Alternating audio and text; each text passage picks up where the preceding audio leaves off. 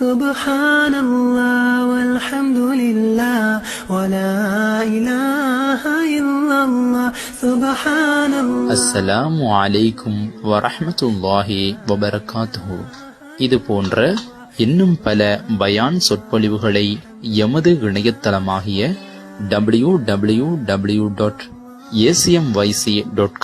இணையதளம் மூலமாக டவுன்லோட் செய்து கொள்ள முடியும். வஸ்ஸலாம். Things that I see, I know it's hard to believe, but it's from the Almighty.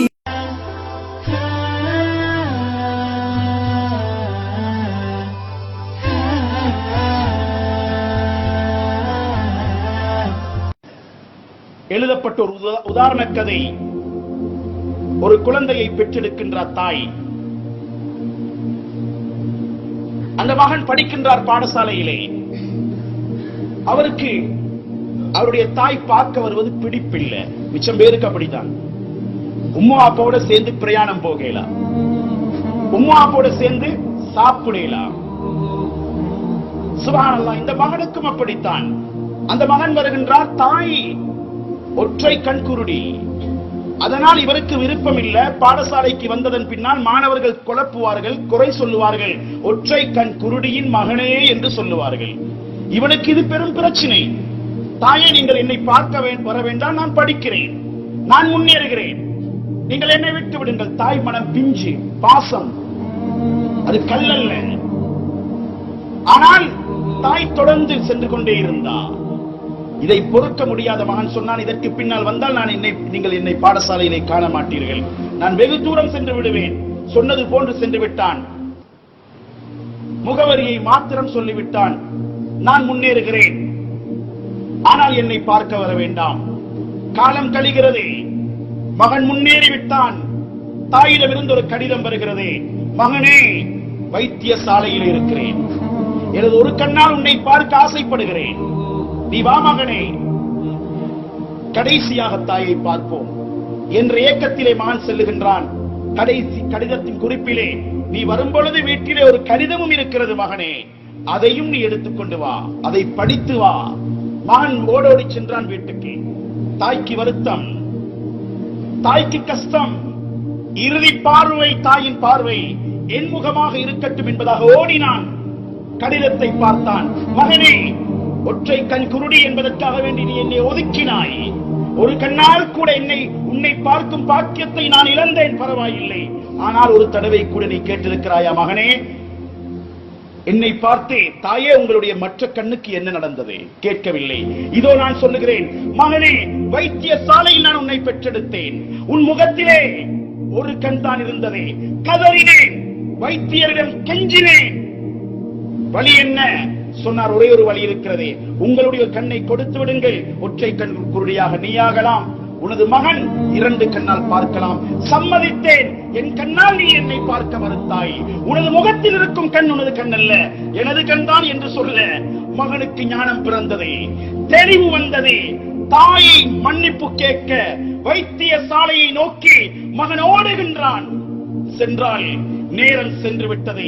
தாயின் உடம்பில் இருந்து உயிர் சென்று அப்படியே வெள்ளையால் மூடப்பட்டிருக்கிறது. கண்ணையும் இழப்பா, கௌரவத்தையும் இழப்பா, எதையும் இழப்பா. உதாரண கதை, தோமஸ் ஆல்வா எடிசன். அவருடைய வரலாற்றை உங்களுக்கு தெரியும். பாடசாலையிலே கடிதம் கொடுத்து அனுப்பினார்கள். தாயிடம் கொண்டு போய் கொடு, மகளை பற்றி புகார் செய்யப்பட்டிருந்ததே. தாய் படிக்கின்றார். படித்ததன் பின்னால் என்னவுமா அதில் எழுதப்பட்டிருக்கிறது? தாயே சொன்னா, மகனே, நீ மிக திறமைசாலி, உனக்கு கற்றுத் தருவதற்கு இங்கே எந்த ஆசானுமே இல்லை. உன்னை பயிற்சிக்க, உனக்கு கல்வியை புகற்றும் அளவுக்கு தரமான எந்த ஆசிரியர்களும் பாடசாலையிலே இல்லை. எனவே ஹோம் ஸ்கூலிங், வீட்டிலே வைத்து கல்வியை புகட்டும்படி பாடசாலையில் இருந்து எனக்கு சொல்லியிருக்கின்றார்கள். மகனே, நீ முன்னேறே.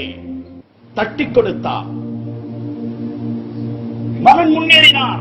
உண்மையிலே நான் சொல்வது, தோமஸ் ஆல்வா எடிசன் மட்டும் முஸ்லிமாக இருந்தால் அவருக்கு போன்று சதகா ஜாரியா யாருக்குமே இருந்திருக்காது.